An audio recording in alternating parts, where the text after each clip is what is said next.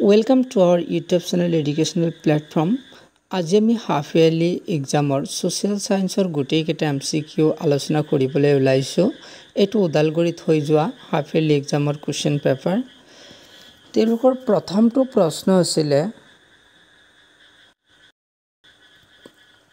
প্ৰখ্যাত অৰ্থনীতিবিদ জিম্মাৰমানৰ মতে সম্পদ এটাৰ থাকিবলগীয়া গুণ দুটা হ'ল অপশ্যন এ কাৰ্যকাৰিতা আৰু উপকাৰিতা, অপশ্যন বি উপকাৰিতা আৰু পৰিৱৰ্তনশীলতা, কাৰ্যকাৰিতা আৰু নিৰপেক্ষতা, পৰিৱৰ্তনশীলতা আৰু বহনক্ষম উন্নয়ন।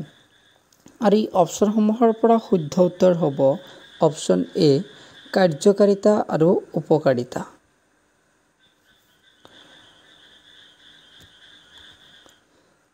দ্বিতীয়টো প্ৰশ্ন বন্দিনী ভাৰত নামৰ আলোচনীখন সম্পাদনা কৰিছিলে ভগিনী নিবেদিতা, সৰলা দেৱী চৌধুৰীণী, কুমুদিনী মিশ্ৰা, স্বৰ্ণকুমাৰী দেৱী। আৰু অপশ্যনসমূহৰ পৰা শুদ্ধ উত্তৰ হ'ব অপশ্যন ডি স্বৰ্ণকুমাৰী দেৱী। তৃতীয়টো প্ৰশ্ন মণিৰাম দেৱানক ফাঁচি দিয়া হৈছিল আলিপুৰদুৱাৰ জেইলত, আন্দামান জেইলত, যোৰহাট জেইলত, নগাঁও জেইলত। আৰু অপশ্যনসমূহৰ পৰা শুদ্ধ উত্তৰ হ'ব যোৰহাট জেইলত। তলত দিয়াবোৰৰ পৰা শুদ্ধ উত্তৰ বাছি উলিওৱা। দিয়া আছে ব্যক্তিগত সম্পদ, জাতীয় সম্পদ, অনৱীকৰণযোগ্য সম্পদ আৰু সৰ্বব্যাপী সম্পদ। ব্যক্তিগত সম্পদ আমাৰ অপশ্যনসমূহৰ পৰা ব্যক্তিগত সম্পদটো হ'ব ভাল চৰিত্ৰ।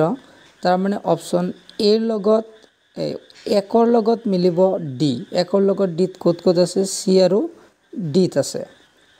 জাতীয় সম্পদটো হ'ব পৰিবহণ, মানে দুইৰ লগত হ'ব এ, দুইৰ লগত এ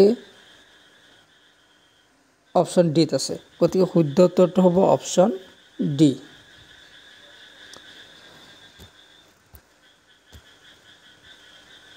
অপশ্যন ডি ব্যক্তিগত সম্পদ হ'ব ভাল চৰিত্ৰ, জাতীয় সম্পদ পৰিবহণ, অনৱীকৰণযোগ্য সম্পদ প্ৰাকৃতিক গেছ আৰু সৰ্বব্যাপী সম্পদ হ'ব বায়ু।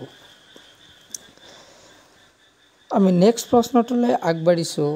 নেক্সট প্ৰশ্নত দিয়া আছে প্ৰতি বছৰে বিশ্ব পৰিৱেশ দিৱস পালন কৰা হয় আৰু এইটো আমি সকলোৱে জানো একেবাৰে সহজ প্ৰশ্ন। অপশ্যনৰ পৰা শুদ্ধ উত্তৰ হ'ব অপশ্যন চি 5 জুন তাৰিখে। নেক্সট প্ৰশ্ন দিয়া আছে মণিৰাম দেৱানৰ লগত কাক ফাঁচি দিয়া হৈছিল? জীউৰাম দুলীয়া বৰুৱা, পিয়লি বৰুৱা, গোমধৰ কোঁৱৰ, দতিৰাম বৰুৱা। আৰু অপশ্যনসমূহৰ পৰা শুদ্ধ উত্তৰ হ'ব পিয়লি বৰুৱা।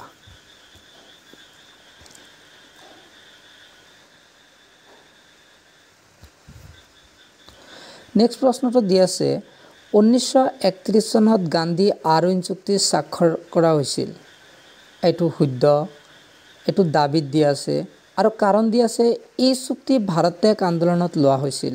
এইটো অশুদ্ধ, গতিকে দাবী শুদ্ধ, এ শুদ্ধ আৰ ভুল, এ শুদ্ধ আৰ ভুল অপশ্যন বিত দিয়া আছে, গতিকে শুদ্ধ উত্তৰ হ'ব অপশ্যন বি।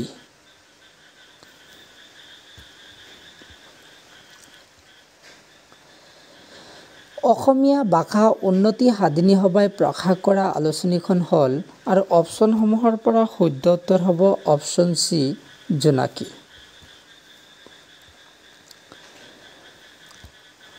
পথৰুঘাটৰ কৃষক বিদ্ৰোহৰ সময়ত দৰং জিলাৰ উপায়ুক্ত কোন আছিল? আৰু অপশ্যনৰ মতে মেক কেবে, হাৰ্বাৰ্ট স্কন্স, জে.ডি. এণ্ডাৰছন আৰু লেফটেনেণ্ট ছিংগাৰ। অপশ্যনসমূহৰ পৰা শুদ্ধ উত্তৰ হ'ব জে.ডি. এণ্ডাৰছন।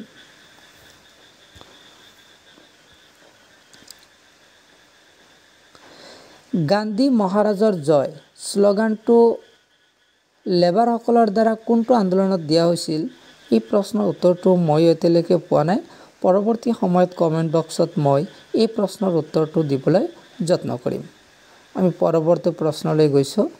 11 নম্বৰ গোলকীয় উষ্ণতা বৃদ্ধিটো হ'ল স্থানীয় সমস্যা, আঞ্চলিক সমস্যা, ব্যক্তিগত সমস্যা, আন্তঃৰাষ্ট্ৰীয় সমস্যা। অপশ্যনৰ পৰা শুদ্ধ উত্তৰ হ'ব অপশ্যন ডি আন্তঃৰাষ্ট্ৰীয় সমস্যা।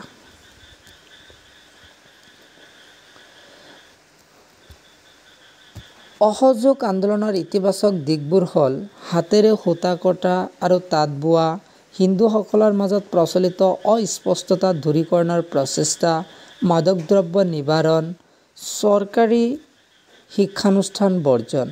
অপশ্যনসমূহৰ পৰা শুদ্ধ উত্তৰ হ'ব যে ইয়াৰ চাৰিওটা অপশ্যনে শুদ্ধ, গতিকে শুদ্ধ উত্তৰটো হ'ব অপশ্যন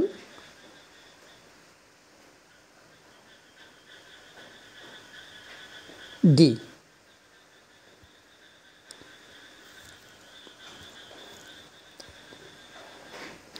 নেক্সট প্ৰশ্নটোলৈ আগবাঢ়িছোঁ।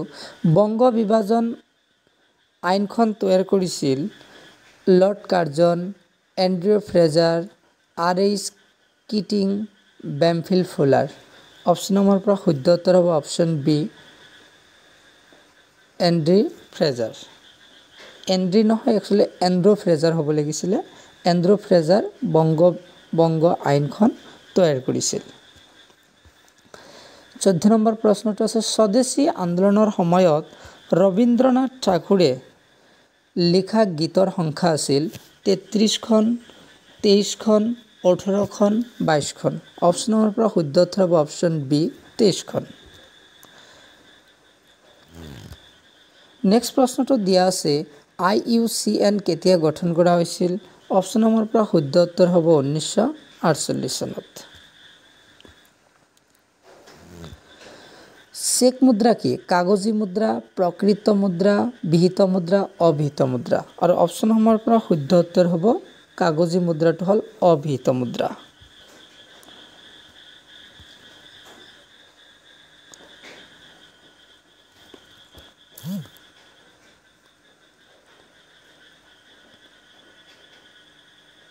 তলৰ বিকল্পটো সঠিকভাৱে মিলোৱা। দিয়া আছে নাইট্ৰজেন, অক্সিজেন, কাৰ্বন ডাই অক্সাইড, আৰ্গন। এতিয়া নাইট্ৰজেন গেছৰ পৰিমাণ আমি জানো 78.08%। গতিকে অপশ্যন একৰ লগত মিলিব ডি।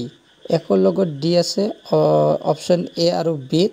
অক্সিজেন গেছৰ পৰিমাণ আমি জানো 20.94। গতিকে আমাৰ 2ৰ লগত হ'ব লাগিব এ। 2ৰ লগত একৰ লগত ডি আৰু 2ৰ লগত এ, কেৱল অপশ্যন বিত আছে। গতিকে শুদ্ধ উত্তৰটো হ'ব অপশ্যন বি।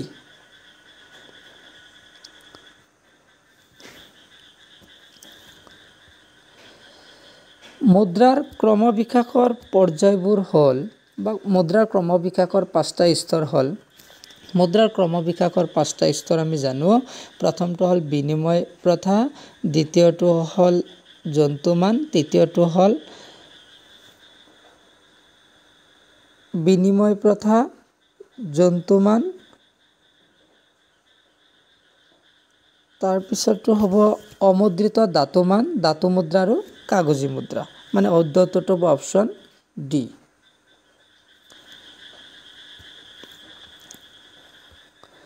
তলৰ কোনবোৰ কাৰ্য বাণিজ্যিক বেংকৰ? বাণিজ্যিক বেংকে সঞ্চয় সংগ্ৰহ কৰে, বাণিজ্যিক বেংকসমূহে ঋণৰ যোগান ধৰে, বাণিজ্যিক বেংকে কাগজী মুদ্ৰা ছপা কৰে, বাণিজ্যিক বেংকে ঋণ মুদ্ৰা সৃষ্টি কৰে। আৰু ইয়াত 3 নম্বৰটো বাদ দি গোটেইকেইটাই বাণিজ্যিক বেংকৰ একো-একোটা কাৰ্য। গতিকে শুদ্ধ উত্তৰ হ'ব লাগিব 1, 2 আৰু 4। 1, 2 আৰু 4 অপশ্যন চিত আছে। গতিকে শুদ্ধ উত্তৰটো হ'ব অপশ্যন চি। কাক সীমান্ত গান্ধী হিচাপে জনা যায়? মহম্মদ আলী, মহম্মদ শৌকত আলী, সৈয়দ মহম্মদ ছাদুল্লাহ, খান আব্দুল গফুৰ খান। অপশ্যনসমূহৰ পৰা শুদ্ধ উত্তৰ হ'ব খান আব্দুল গফুৰ খান। 1961 চনৰ জয়ন্তীয়া বিদ্ৰোহৰ নেতৃত্ব দিছিল টিকেন্দ্ৰজিৎ, শম্ভুধন কছাৰী, উকিয়াং নবাব, পিয়লি বৰুৱা। অপশ্যনসমূহৰ পৰা শুদ্ধ উত্তৰ হ'ব উকিয়াং নবাব। তলৰ কোনবিধ গেছ এচিড বৰষুণৰ বাবে হয়? Argon, carbon monoxide, nitrogen, sulphur dioxide. অপশ্যনসমূহৰ পৰা শুদ্ধ উত্তৰ হ'ব option D, sulphur dioxide. তলৰ কোনবিধ লুপ্তপ্ৰায় প্ৰাণী? অপশ্যনসমূহ দিয়া আছে এশিঙীয়া গড়, নল গাহৰি, জিৰাফ, হাতী। অপশ্যনসমূহৰ পৰা শুদ্ধ উত্তৰ হ'ব নল গাহৰি। সবৰমতী আশ্ৰমৰ পৰা সাগৰৰ পাৰৰ দাণ্ডিৰ মাজৰ দূৰত্ব কিমান? অপশ্যন নম্বৰ দিয়া আছে 295 kilometre, 315 kilometre, 365 kilometre, 385 kilometre. Option number পৰা শুদ্ধ উত্তৰ হ'ব অপশ্যন ডি 385 কিলোমিটাৰ। নেক্সট প্ৰশ্নটো দিয়া আছে 1935 চনত ভাৰত চৰকাৰ আইন ভাৰতত যুক্তৰাষ্ট্ৰীয় ব্যৱস্থা প্ৰৱৰ্তন হৈছিল।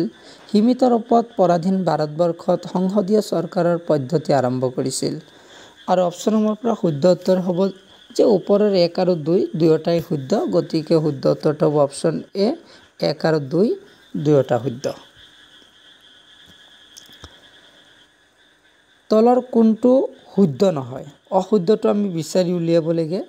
অপশ্যনত দিয়া আছে ৰাওলাট আইন 1919, ভাৰত ত্যাগ আন্দোলন 1940, আইন অমান্য আন্দোলন 1930, অসহযোগ আন্দোলন 1920। আৰু অপশ্যনসমূহৰ পৰা শুদ্ধ উত্তৰ হ'ব অপশ্যন বি, কাৰণ ভাৰত ত্যাগ আন্দোলনটো আমাক সুধিছে কোনটো শুদ্ধ নহয়। অপশ্যন বিটো শুদ্ধ নহয়, কাৰণ ভাৰত ত্যাগ আন্দোলনটো হৈছিলে 1942 চনত। পৃথিৱীৰ সৰ্ববৃহৎ মহাদেশখনৰ নাম কি? Africa, Europe, Antarctica, Asia. আৰু অপশ্যন নম্বৰ পৰা শুদ্ধ উত্তৰ হ'ব অপশ্যন ডি এছিয়া। ভাৰতীয় সংবিধানৰ যুক্তৰাষ্ট্ৰীয় ব্যৱস্থাটো প্ৰৱৰ্তন কৰোঁতে কোনখন দেশৰ সংবিধান অনুসৰণ কৰা হৈছে? আৰু অপশ্যনসমূহৰ পৰা শুদ্ধ উত্তৰ হ'ব অপশ্যন বি কানাডা, কিন্তু যুক্তৰাষ্ট্ৰৰ গৃহভূমি বুলি কোৱা হয় আমেৰিকা যুক্তৰাষ্ট্ৰ।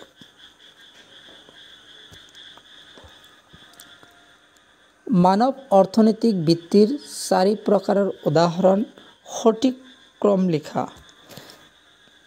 আৰু অপশ্যনসমূহৰ পৰা শুদ্ধ উত্তৰ হ'ব অপশ্যন বি, কাৰণ মাছ ধৰাটো হ'ল প্ৰাথমিক বৃত্তি বা প্ৰথম বৃত্তি, শিল্প উৎপাদন দ্বিতীয় বৃত্তি, যাতায়াত ব্যৱস্থাটো হ'ল তৃতীয় বৃত্তি, আৰু বেংকটো হ'ল চতুৰ্থ বৃত্তি। গতিকে শুদ্ধ উত্তৰটো হ'ব অপশ্যন বি।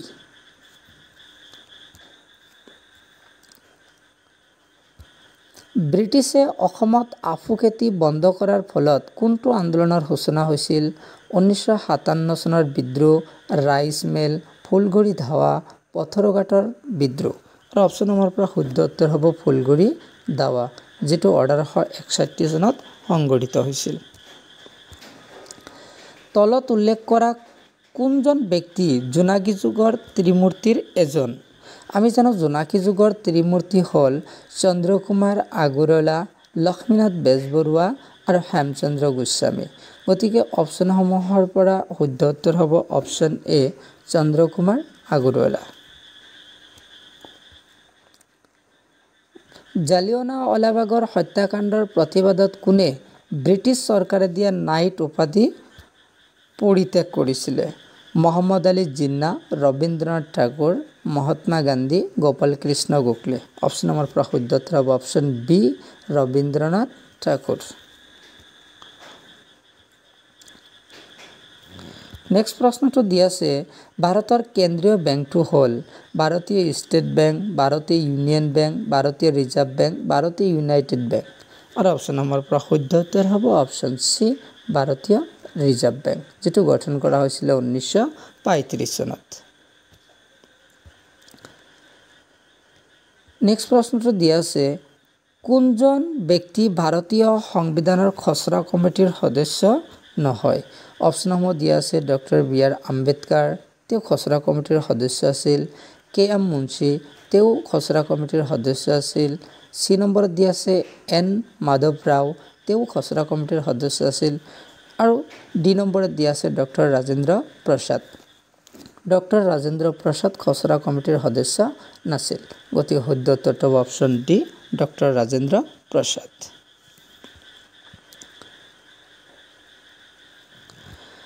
নেক্সট প্ৰশ্নটো দিয়া আছে তলৰ কোনবোৰ গুণ মুদ্ৰাৰ বৈশিষ্ট্য হয়? আৰু অপশ্যনসমূহ দিয়া আছে সাধাৰণ গ্ৰহণযোগ্যতা, সমজাতীয় বা সাদৃশ্যযুক্ত, তাৰল্য গুণ, মুদ্ৰা মূল্যৰ স্থিৰতা। আৰু এই গোটেইকেইটাই শুদ্ধ, গতিকে শুদ্ধ উত্তৰটো হ'ব অপশ্যন ডি 1, 2, 3 আৰু 4 উভয়ে শুদ্ধ বা গোটেইকেইটা শুদ্ধ। 34 নম্বৰত দিয়া আছে 1930 চনত গান্ধীৰ দাণ্ডী যাত্ৰাত অংশ লোৱা অসমৰ ব্যক্তিজন কোন আছিল?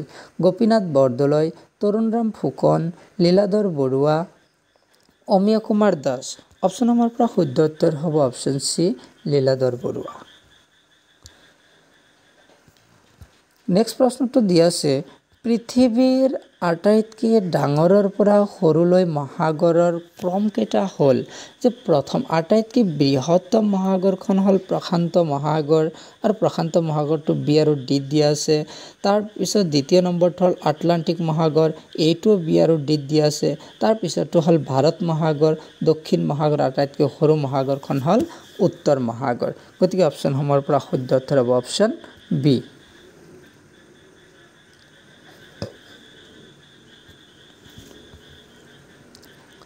এখন ছবি দিয়া হৈছে আৰু সঠিক উত্তৰটো চিনাক্ত কৰিব লাগে। আৰু ইয়াত দেখা গৈছে বিশেষকৈ মাটি প্ৰদৰ্শনৰ বিষয়ে। গতিকে অপশ্যনসমূহৰ পৰা শুদ্ধ উত্তৰ হ'ব অপশ্যন বি, মাটি প্ৰদৰ্শন। নেক্সট প্ৰশ্নটো দিয়া হৈছে, অৰ্থনৈতিক ভূগোলৰ পিতৃ কোন? George Chisholm, C F. Jones, Zimmermann, Julian Haskell. আৰু অপশ্যন নম্বৰ পৰা শুদ্ধ উত্তৰ হ'ব জৰ্জ চিছহম, অপশ্যন এ। পিছৰ প্ৰশ্নটো দিয়া হৈছে যে 1976 চনৰ 42 সংখ্যক সাংবিধানিক সংশোধনীৰ জৰিয়তে ভাৰতীয় সংবিধানৰ প্ৰস্তাৱনাত 3টা গুৰুত্বপূৰ্ণ শব্দ সন্নিৱিষ্ট কৰা হৈছে, আৰু সেই শব্দবোৰ হ'ল সাৰ্বভৌম গণৰাজ্য একতা, সমাজবাদী ধৰ্মনিৰপেক্ষ একতা, গণতান্ত্ৰিক গণৰাজ্য একতা, ধৰ্মনিৰপেক্ষ সাৰ্বভৌমত্ব একতা। অপশ্যনসমূহৰ পৰা শুদ্ধ উত্তৰ হ'ব অপশ্যন বি, সমাজবাদী ধৰ্মনিৰপেক্ষ আৰু একতা।